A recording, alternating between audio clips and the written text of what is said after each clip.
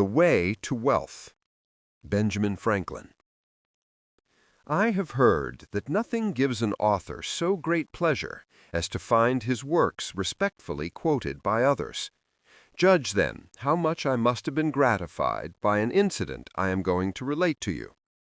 I stopped my horse, lately, where a great number of people were collected at an auction of merchants' goods.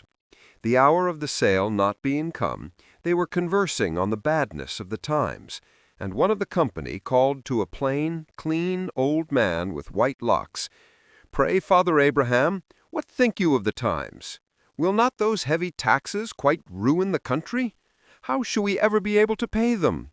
What would you advise us to do?"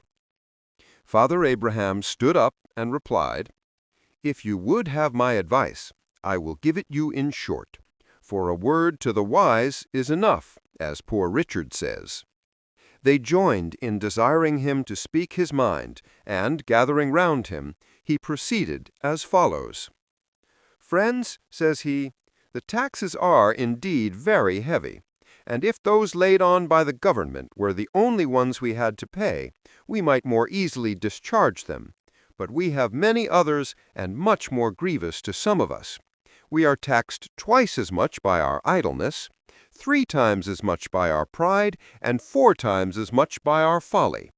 And from these taxes the commissioners cannot ease or deliver us by allowing an abatement.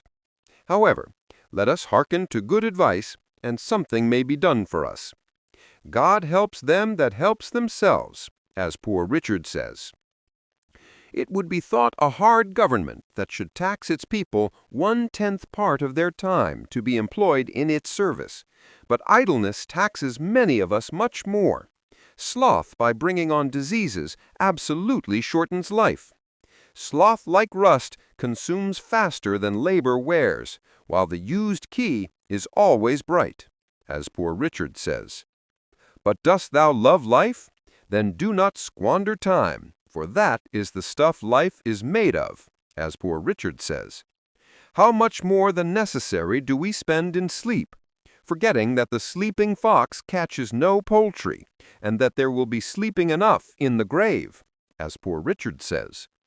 How much more than necessary do we spend in sleep, forgetting that the sleeping fox catches no poultry, and that there will be sleeping enough in the grave, as poor Richard says. If time be of all things the most precious, wasting time must be, as poor Richard says, the greatest prodigality. Since, as he elsewhere tells us, lost time is never found again, and what we call time enough always proves little enough. Let us then up and be doing, and doing to the purpose. So by diligence shall we do more with less perplexity. Sloth makes all things difficult, but industry all easy. And he that riseth late must trot all day, and shall scarce overtake his business at night, while laziness travels so slowly that poverty soon overtakes him. Drive your business, let not that drive you. And early to bed and early to rise makes a man healthy, wealthy, and wise, as poor Richard says. So what signifies wishing and hoping for better times? We may make these times better if we bestir ourselves. Industry need not wish, and he who lives upon hope will die fasting. There are no gains without pains, then help hands, for I have no lands, or if I have, they are smartly taxed. He that hath a trade hath an estate, and he that hath a calling hath an office of profit and honor, as poor Richard says. But then the trade must be worked at, and the calling well followed, or neither the estate nor the office will enable us to pay our taxes. If we are industrious, we shall never starve, for at the working man's house hunger looks in, but dares not enter. Nor will the bailiff or the constable enter, for industry pays debts, while despair increases them. What though you have found no treasure, nor has any rich relation left you a legacy? Diligence is the mother of good luck, and God gives all things to industry. Then plow deep while sluggards sleep, and ye shall have corn to sell and keep. Work while it is called today, for ye know not how much you may be hindered tomorrow. One today is worth 2 tomorrows, as Poor Richard says. And farther, never leave that till tomorrow, which you can do today. If you were a servant, would you not be ashamed that a good master should catch you idle? Are you then your own master? Be ashamed to catch yourself idle when there is so much to be done for yourself, your family, your country, and your king. Handle your tools without mittens. Remember that the cat in gloves catches no mice, as Poor Richard says. It is true there is much to be done, and perhaps you are weak-handed, but stick to it steadily, and you will see great effects. For constant dropping wears away stones, and by diligence and patience the mouse ate into the cable, and little strokes fell great oaks. Methinks I hear some of you say, "Must a man afford himself no leisure?" I will tell thee, my friend, what Poor Richard says. Employ thy time well, if thou meanest to gain leisure, and, since thou art not sure of a minute, throw not away an hour. Leisure is the time for doing something useful. This leisure the diligent man will obtain, but the lazy man never. For a life of leisure and a life of laziness are 2 different things. Many, without labor, would live by their wits only, but they break for want of stock. Whereas industry gives comfort and plenty and respect. Fly pleasures, and they will follow you. The diligent spinner has a large shift, and now I have a sheep and a cow, everybody bids me good morrow. 2. But with our industry we must likewise be steady, settled, and careful, and oversee our own affairs with our own eyes, and not trust too much to others. For, as Poor Richard says, I never saw an oft-removed tree, nor yet an oft-removed family, that throve so well as those that settled be. And again, 3 removes are as bad as a fire. And again, keep thy shop, and thy shop will keep thee. And again, if you would have your business done, go, if not, send. And again, he that by the plough would thrive, himself must either hold or drive. And again, the eye of the master will do more work than both his hands. And again, want of care does more damage than want of knowledge. And again, not to oversee workmen is to leave them your purse open. Trusting too much to others' care is the ruin of many, for, in the affairs of this world, men are saved not by faith, but by the want of it. But a man's own care is profitable, for, if you would have a faithful servant, and one that you like, serve yourself. A little neglect may breed great mischief. For want of a nail, the shoe was lost. For want of a shoe, the horse was lost. And for want of a horse, the rider was lost, being overtaken and slain by the enemy. All for want of a little care about a horseshoe nail. Ill. So much for industry, my friends, and attention to one's own business. But to these we must add frugality, if we would make our industry more certainly successful. A man may, if he knows not how to save as he gets, keep his nose all his life to the grindstone, and die not worth a groat at last. A fat kitchen maketh a lean will, and many estates are spent in the getting, since women for tea forsook spinning and knitting, and men for punch forsook hewing and splitting. If you would be wealthy, think of saving as well as of getting. The Indies have not made Spain rich because her outgoes are greater than her incomes. Away then with your expensive follies, and you will not have then so much reason to complain of hard times, heavy taxes, and chargeable families. For women and wine, game and deceit, make the wealth small and the want great. And farther, what maintains one vice would bring up 2 children.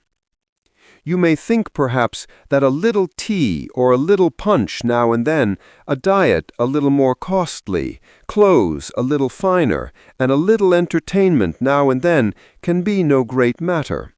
But remember, many a little makes a mickle. Beware of little expenses. A small leak will sink a great ship, as Poor Richard says. And again, who dainties love shall beggars prove. And moreover, fools make feasts, and wise men eat them. Here you are all got together at this sale of fineries and knickknacks. You call them goods, but if you do not take care, they will prove evils to some of you. You expect they will be sold cheap, and perhaps they may be bought for less than they cost, but if you have no occasion for them, they must be dear to you. Remember what Poor Richard says, "Buy what thou hast no need of, and ere long thou shalt sell thy necessities." And again, at a great pennyworth, pause a while. He means that perhaps the cheapest is apparent only and not real, or the bargain by straightening thee in thy business may do thee more harm than good. For in another place he says, "Many have been ruined by buying good pennyworths." Again, it is foolish to lay out money in a purchase of repentance, and yet this folly is practiced every day at auctions for want of minding the almanac. Many a one, for the sake of finery on the back, have gone with a hungry belly and half-starved their families. Silks and satins, scarlets and velvets put out the kitchen fire, as Poor Richard says. These are not the necessities of life. They can scarcely be called the conveniences. And yet only because they look pretty, how many want to have them? By these and other extravagances, the genteel are reduced to poverty, and forced to borrow of those whom they formerly despised, but who, through industry and frugality, have maintained their standing. In which case it appears plainly that a plowman on his legs is higher than a gentleman on his knees, as Poor Richard says.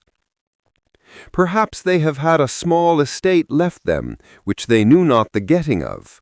They think it is day and never will be night, that a little to be spent out of so much is not worth minding, but always taking out of the meal tub and never putting in soon comes to the bottom, as Poor Richard says, and then, when the well is dry, they know the worth of water.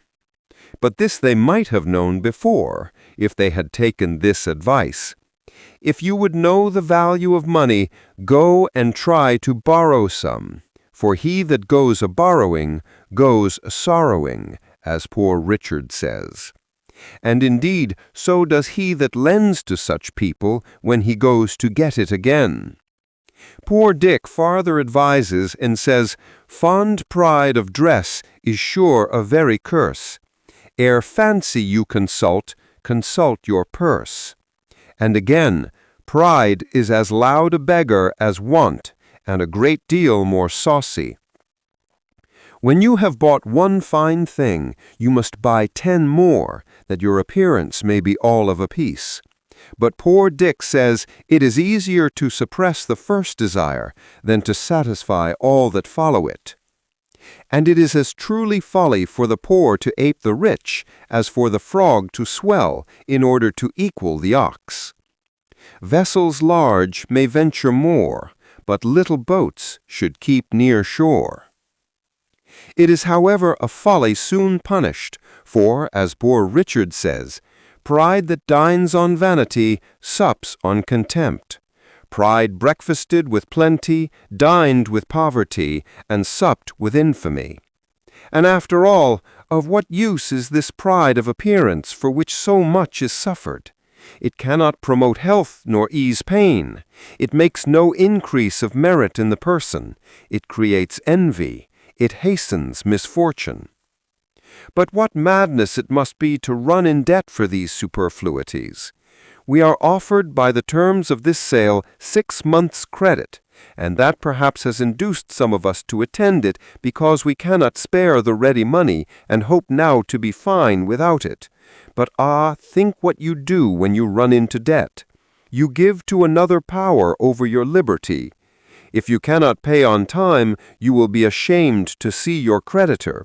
You will be in fear when you speak to him.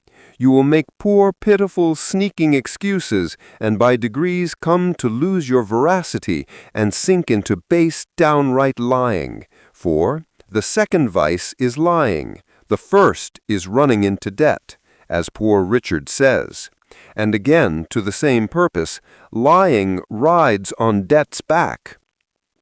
Whereas a free-born Englishman ought not to be ashamed or afraid to see or speak to any man living. But poverty often deprives a man of all spirit and virtue. It is hard for an empty bag to stand upright. What would you think of that prince or of that government who should issue an edict prohibiting you to dress like a gentleman or gentlewoman on pain of imprisonment or servitude? Would you not say you were free, have a right to dress as you please, and that such an edict would be a breach of your privileges, and such a government tyrannical? And yet you are about to put yourself under that tyranny when you run in debt for such dress. Your creditor has authority at his pleasure to deprive you of your liberty by confining you in jail for life, or by selling you for a servant if you should not be able to pay him. When you have got your bargain, you may perhaps think a little of payment, but as poor Richard says, creditors have better memories than debtors. Creditors are a superstitious sect, great observers of set days and times. The day comes round before you are aware, and the demand is made before you are able to satisfy it. Or if you bear your debt in mind, the term which at first seemed so long will, as it lessens, appear extremely short. Time will seem to have added wings to his heels as well as his shoulders. Those have a short Lent who owe money to be paid at Easter. At present, perhaps, you may think yourselves in thriving circumstances, and that you can bear a little extravagance without injury, but for age and want, save while you may, no morning sun lasts a whole day. Gain may be temporary and uncertain, but ever while you live, expense is constant and certain. And it is easier to build 2 chimneys than to keep one in fuel, as poor Richard says. So rather go to bed supperless than rise in debt. Get what you can, and what you get hold. It's the stone that will turn all your lead into gold.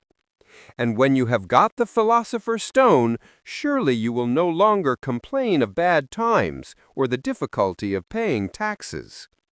This doctrine, my friends, is reason and wisdom. But after all, do not depend too much upon your own industry and frugality and prudence, though excellent things, for they may all be blasted without the blessing of heaven. And therefore ask the blessing humbly, and be not uncharitable to those that at present seem to want it, but comfort and help them. Remember, Job suffered and was afterwards prosperous. And now to conclude, experience keeps a dear school, but fools will learn in no other, as poor Richard says, and scarce in that, for it is true, we may give advice, but we cannot give conduct. However, remember this, they that will not be counseled cannot be helped, and farther that, if you will not hear reason, she will surely rock your knuckles, as poor Richard says. Thus the old gentleman ended his harangue. The people heard it and approved the doctrine, and immediately practiced the contrary, just as if it had been a common sermon. For the auction opened, and they began to buy extravagantly. I found the good man had thoroughly studied my almanac, and digested all I had dropped on these topics during the course of 25 years. The frequent mention he made of me must have tired anyone else, but my vanity was wonderfully delighted with it, though I was conscious that not a 10th part of the wisdom was my own, which he ascribed to me, but rather the gleanings I had made of the sense of all ages and nations. However, I resolved to be the better for the echo of it, and though I had at first determined to buy stuff for a new coat, I went away resolved to wear my old one a little longer. Reader, if thou wilt do the same, thy profit will be as great as mine. I am, as ever, thine to serve thee.